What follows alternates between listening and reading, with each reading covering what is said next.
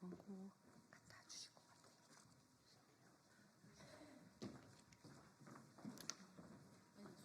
네, 네.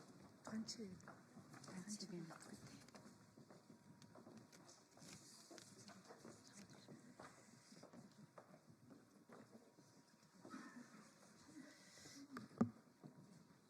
다 드시고.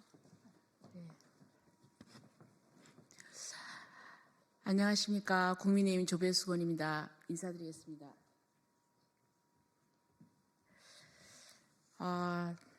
지금 헌재에서는 마은혁 후보 임명을 압박하면서 6년째 방치된 낙태법 개정에 대해서는 국회에 대해서 지금 침묵하고 있습니다. 과연 이런 헌법재판소가 헌법 수호의 의지가 있는가 하는 그런 비판이 일고 있습니다. 자, 이 문제에 대해서 태아 생명을 존중하는 행동하는 프로라이프, 러브라이프 거리 생명운동, 대한민국 2030 청년연합 외에 825개 단체에서 오늘 성명을 발표하겠습니다. 자, 대표가 누구시다? 저 공동대표 전혜성입니다. 네네. 행동하는 프로라이프의 공동대표인 정혜성 씨께서, 회장님께서 성명서를 낭독하시겠습니다. 예, 안녕하십니까. 저는 행동하는 프로라이프 공동대표 전혜성입니다.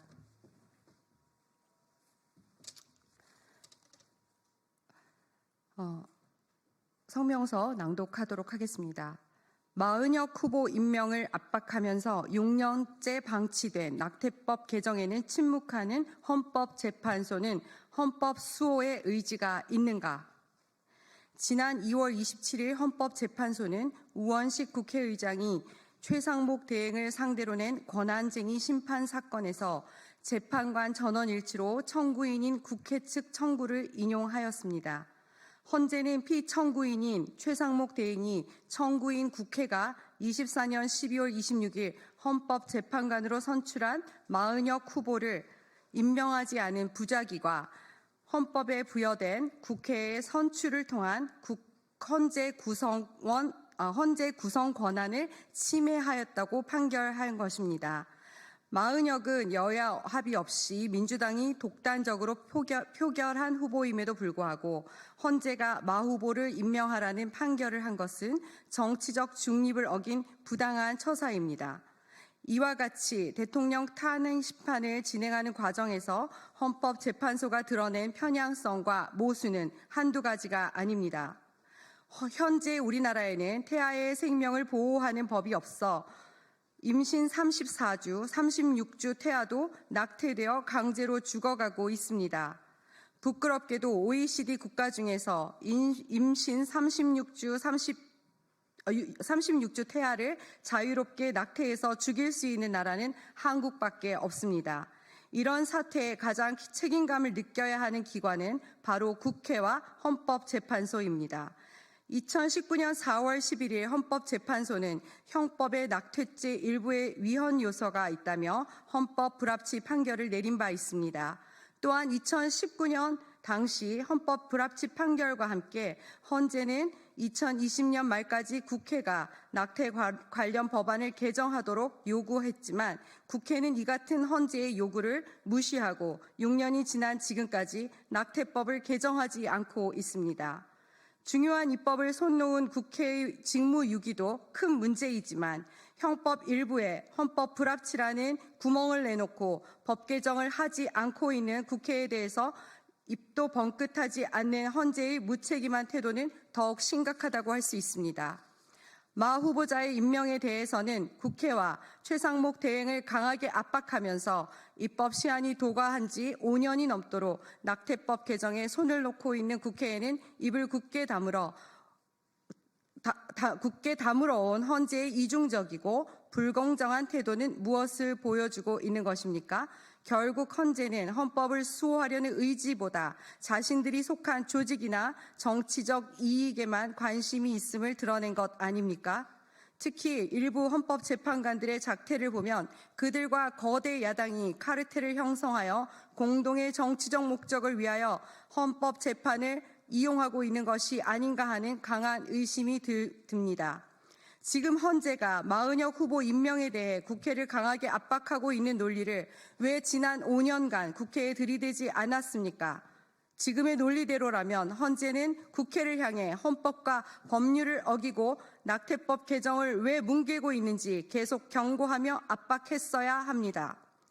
헌재는 2019년 태아의 생명권 보호와 여성의 자기결정권 사이에서 균형을 맞추기 위해 낙태법을 개정하도록 판결했습니다. 태아의 생명보호라는 법익을 구현하는 기존 낙태법은 효력을 정지시켜 놓은 상태에서 국회가 헌재의 판결을 무시하고 입법하지 않아 현재 낙태법 공백 상태에 이르게 된 것입니다. 그 결과 우리나라에서는 임신 34주, 36주의 태아까지 속절없이 낙태로 죽어가고 있습니다. 직무를 유기하는 국회와 책임을 외면하는 헌재의 콜라보는 헌법에서 가장 중요한 생명권을 방치하고 태아 살인이 난무한 한국을 만들고 있습니다. 삼권 분립과 법치주의, 도덕과 양심마저 실종된 그야말로 아노미 상태가 되었습니다. 헌재는 마은혁 후보자 임명을 국회와 최대행에게 압박하기 전에 6년째 낙태법 개정을 하지 않고 있는 국회와 정부에 대하여 엄중한 경고와 압박을 해야 할 것입니다. 그렇지 않으면 헌재의 이중적 태도와 불공정성으로 인해 국민은 헌법재판소의 판결을 존중할 수 없을 것이며 헌재가 정치 재판관들이 자신의 목적을 이루기 위한 정치 재판소로 전락했다는 비판을 면하기 어려울 것입니다. 마은혁 후보를 비롯하여 이미 임명된 헌법재판관들 일부의 정치적 편향성이나 행태는 헌법재판관으로서 마땅히 갖춰야 할 인격과 품행, 실력과 공정성 등 기본적 자질도 의심할 만큼 국민적 비난과 불신의 대상이 되고 있습니다.